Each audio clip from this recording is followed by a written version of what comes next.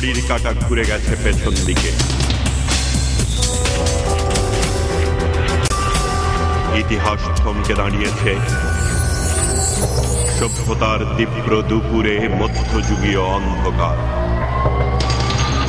সাম্প্রদায়িক সন্ত্রাস, রাজনৈতিক প্রতিহিংসা, পাশবিকতা ও বর্বরতার এমন সর্বগ্রাসী উন্মত্ত বিকার স্বাধীন বাংলাদেশ আর কখনো প্রত্যক্ষ করেনি।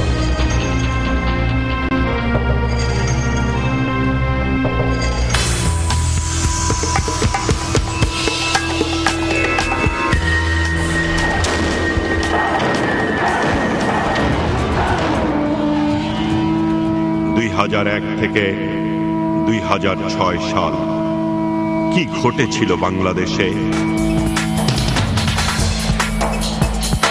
ফিরে দেখা।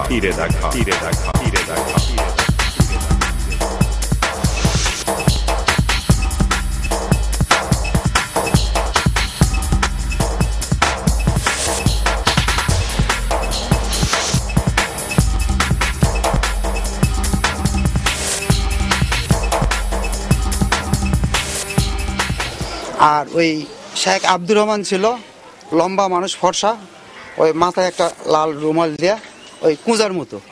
হ্যাঁ, ও ছিল বাংলা ভাই। চেহারাটা ছিল কুৎসিত আর কি, ময়লা, আমার চেয়েও উড়া আগল, চোখ বড় বড়, লাল সবসময়। হ্যাঁ, দাড়ি, বিরাট দাড়ি, কালো চাপা দাড়ি।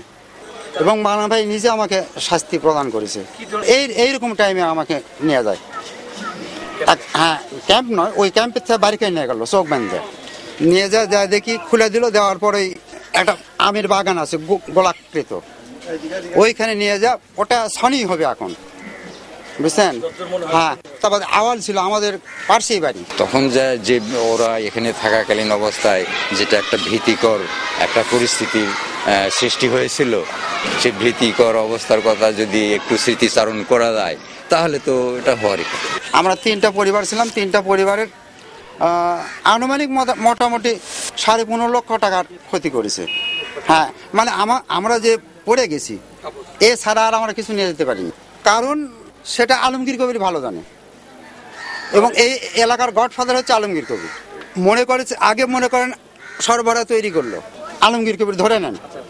ধরে নেওয়ার পর ওনার যে কার্যকলাপগুলা তাক দিয়ে সারে নিল।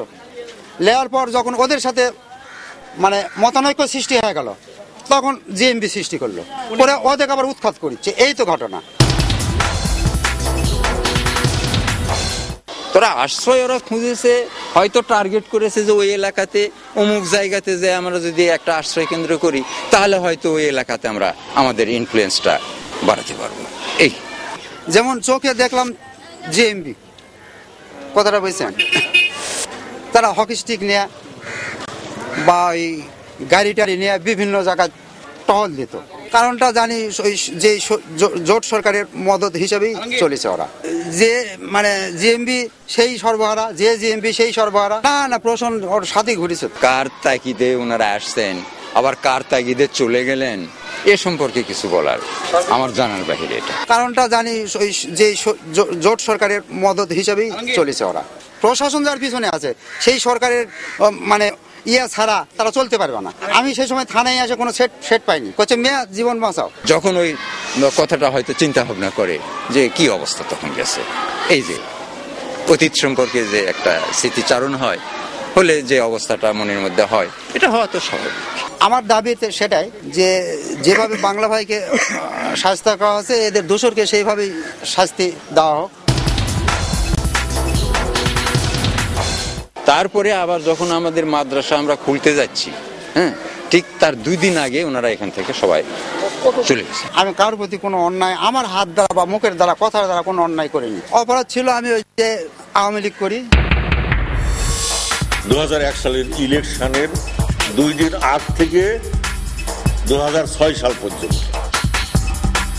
সবচেয়ে বেশি ধ্বংস হয়েছে প্রশাসন, বিধ্বস্ত হয়েছে, মেরুদণ্ড ভেঙে একদম তছনছ।